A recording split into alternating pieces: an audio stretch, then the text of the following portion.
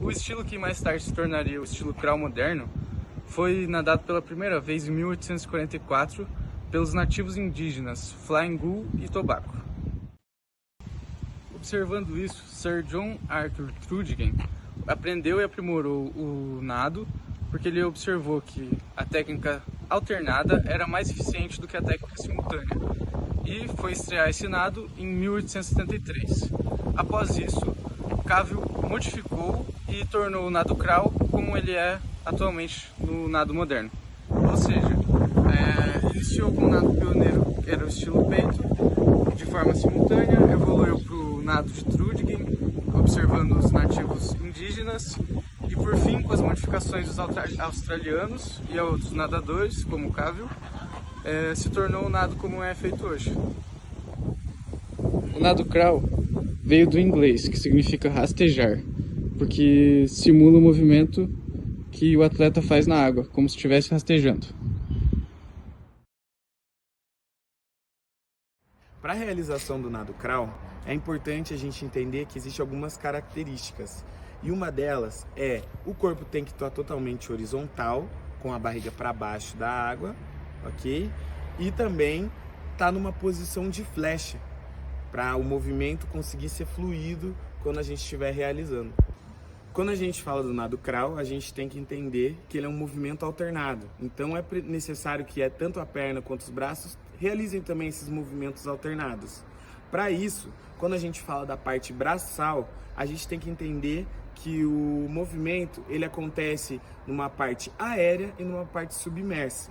Então essa fluidez de ir lá na frente com o braço, puxa a água para trás, vai o outro braço, puxa para trás, é necessário. Não é tanto a velocidade, mas sim a fluidez e o quanto você faz o movimento alongado dos braços. Já se pensando na perna, é importante a gente entender que ela também tem fases, tá?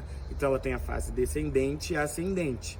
Como que funcionam essas duas fases? Você também não pode realizar esse movimento muito longo, mas também não pode ser muito curto. Ela tem que ter uma frequência bem significativa junto ali para realizar esse movimento.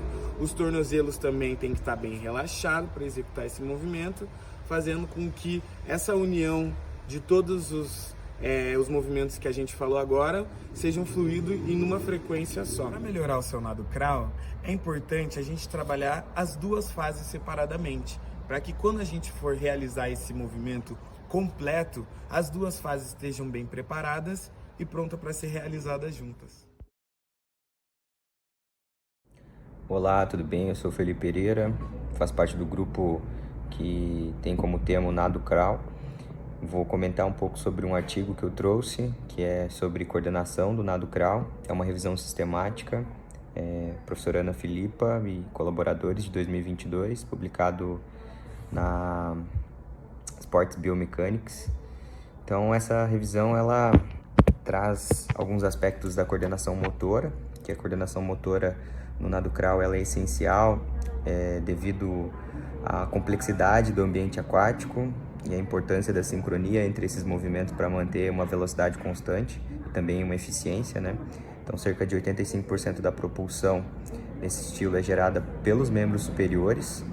A revisão explora também variáveis biomecânicas, fisiológicas e pessoais, como sexo, nível de habilidade, idade, que também influenciam a coordenação entre os membros superiores do nado crawl. O objetivo dessa revisão sistemática atualizar a literatura sobre a coordenação dos membros superiores do nado crawl, considerando os efeitos e fatores biomecânicos, fisiológicos, pessoais da coordenação em relação ao desempenho. Então, materiais e métodos utilizados aqui foi uma revisão seguindo as diretrizes PRISMA, com estratégia de busca com termos SWIM, Cordinal, com bases de dados acadêmicas, então como PubMed, Cielo, bases de dados onde se buscam artigos, incluindo estudos desde 1980 até 2020. Então foram aplicados esses critérios tanto de inclusão quanto de exclusão também, com base em modelos PICOS, e a qualidade metodológica dos estudos foi avaliada com escala Minors. Na discussão pode-se trazer como a coordenação sendo influenciada por questões de velocidade. Então, é uma forte relação positiva com o índice de coordenação para a relação com velocidade. Então, velocidades maiores tendem a favorecer modos de coordenação mais contínuos, como a superposição. Em relação também à fadiga, então a fadiga causa essa relação de diminuição da eficiência propulsiva e mudanças no padrão também de coordenação. Outros aspectos citados são gênero, habilidade e maturação. Então, homens nadadores experientes tendem a apresentar maior índice de coordenação e comprimento da braçada. Nadadores jovens e menos habilidosos mantêm padrões de coordenação como o catch-up por mais tempo. Outro ponto ressaltado, ambiente e equipamento. O uso dos palmares, coletes e nado com resistência alteram a organização do ciclo de braçadas. Na questão da respiração, afeta a simetria e o modo de coordenação, muitas vezes gerando a descontinuidade do movimento e também da questão propulsiva em um dos lados. Conclui-se que não existe um padrão ideal ou ótimo de coordenação e que todos os nadadores devem imitar. A coordenação dos membros superiores varia com as restrições individuais da tarefa, do ambiente, e intervenções futuras devem considerar diferentes métodos de mensuração da coordenação e investigar como que ela afeta diretamente o desempenho.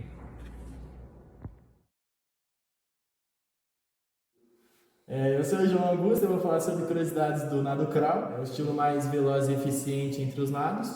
Ele é o nado utilizado nos estilos do nado livre, por ser o mais eficiente, e normalmente é usado números ímpares de braçadas, de 3, 5 ou 7, porque daí ajuda na respiração, que é a respiração do nado crawl, virando a cabeça lateralmente para conseguir respirar, assim conseguir ter mais eficiência e velocidade durante o nado.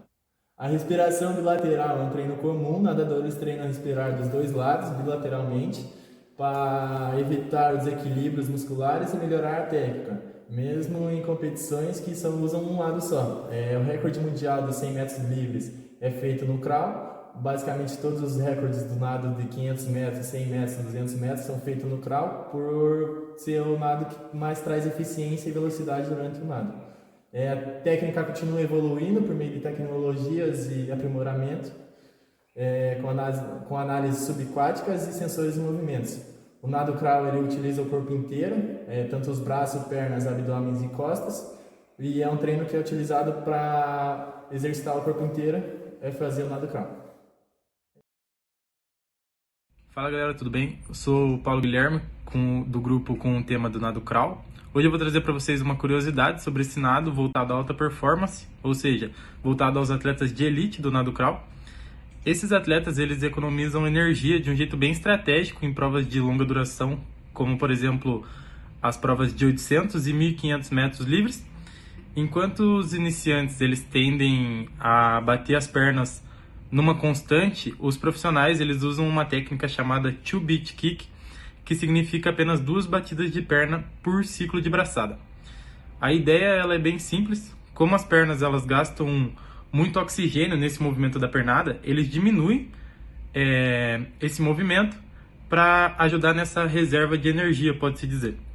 Com isso, eles conseguem manter uma velocidade por um período mais longo de tempo, concentrando os esforços nos braços e no ritmo da braçada. É uma forma mais inteligente de nadar longas distâncias, utilizando o nado crawl e com mais eficiência. Essa foi a curiosidade e espero que vocês gostem do nosso trabalho.